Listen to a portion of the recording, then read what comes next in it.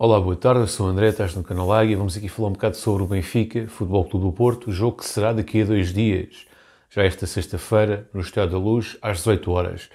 Portanto, a primeira coisa que eu posso dizer em relação ao jogo é a questão do horário. Portanto, 6 da tarde, a uma sexta-feira, tendo em conta que é um feriado, é um excelente horário, permite aos adeptos deslocarem-se para Lisboa calmamente, inclusivamente, se calhar, comerem o seu corato, a sua bifana, beber a sua imperial, depois ir assistir ao jogo.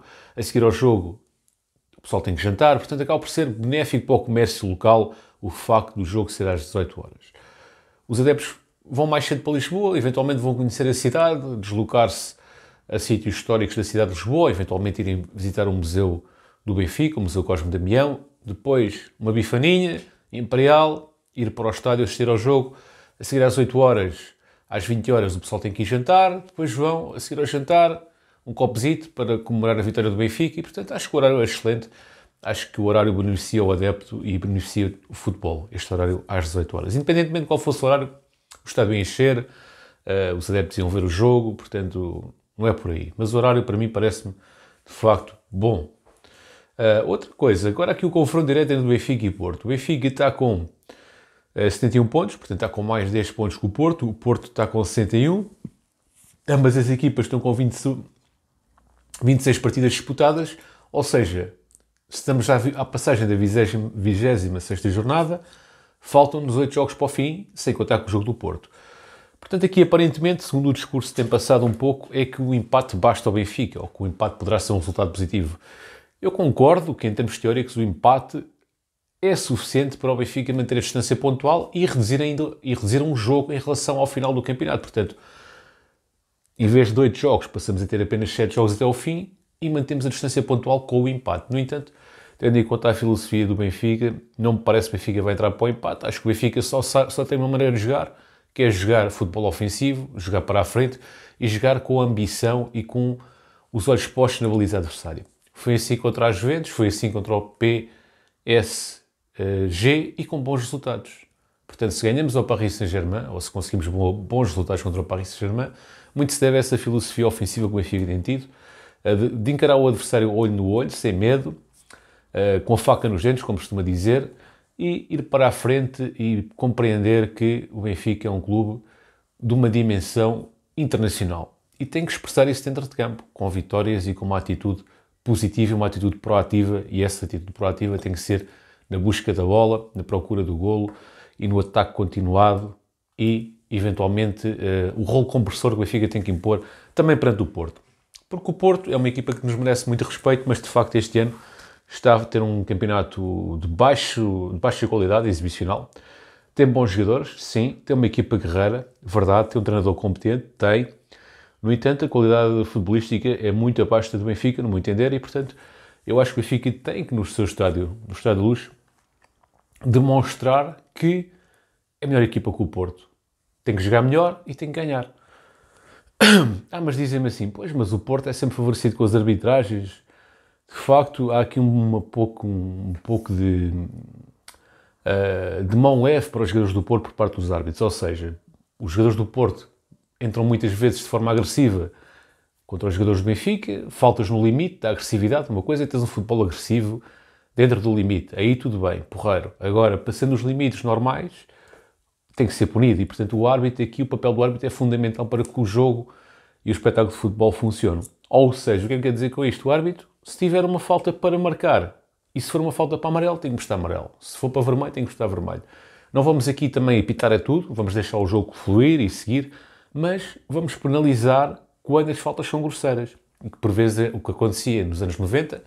Quem via futebol nos anos 90 sabia os massacres que o Benfica levava. Quer dizer, os jogadores do Benfica eram martelados com faltas fortíssimas e muitas vezes os jogadores do Porto não eram punidos, principalmente nos anos 90. Início dos anos 2000 também. E, portanto, quem já tem uma certa idade, não querendo eu passar por velho, não é? Mas quem já segue o futebol desde os anos 90 sabe que o Benfica sofria com as arbitragens nos jogos contra o Porto. Esperemos que, em 2023, a arbitragem seja uma arbitragem isenta e que não favoreça o infrator ou não favoreça aqueles que fazem faltas de certa forma intimidatórias. Os jogadores do Benfica são, a verdade, são grandes jogadores, grande talento, mas são meias lecas. Portanto, eu tenho algum receio que se os jogadores do Porto baterem forte que isso possa condicionar o futebol do Benfica. E os jogadores do Benfica não podem se deixar condicionar por isso. Porquê? Porque um homem não se mede aos palmos. Portanto, vocês podem ser pequeninos de tamanho, mas tem que se bater com eles de frente, sem medos. E o árbitro tem que punir caso eles tenham alguma entrada agressiva para com vocês. Portanto, se o árbitro não assinalar as faltas duras, aí é que será um problema de facto. Mas vamos acreditar que o árbitro vai ser isento e que vai fazer o seu trabalho. Em termos de qualidade futebolística, os jogadores do Porto também têm qualidade, têm bons jogadores, o Benfica também tem bons jogadores, mas a verdade é que nunca ninguém diria que o Benfica chegaria a esta fase da época, nem uma fase tão adiantada da Liga dos Campeões. Quer dizer, eu no início disse isso, não é? Mas eu sou um bocado maluco. Mas pronto, os ditos especialistas não acredito que muitos deles dissessem que o Benfica estivesse nesta fase da época na Liga dos Campeões e em primeiro lugar com 10 pontos do Porto, com a equipa que tem neste momento. Se nós formos a ver, nós temos o Chiquinho no meio campo e o Freddy Cosnos. Estão a fazer bom trabalho. Mas, agora vai ser o Enzo, um drama do caraças, e afinal a equipa está a carburar. Não veio o Götze, que era para vir no início da época, ficou o João Mário, e o João Mário a fazer excelente época, a melhor época que ele está a fazer na sua carreira, quer dizer, muito pouca gente acreditava no João Mário no início da época. O Grimaldo, muita gente dizia que o Grimaldo tinha que ser despachado, tinha que sair, afinal o Grimaldo está a fazer uma época espetacular, portanto, os jogadores do Benfica estão a superar as expectativas, e isso muito se deve ao trabalho de Roger Schmidt.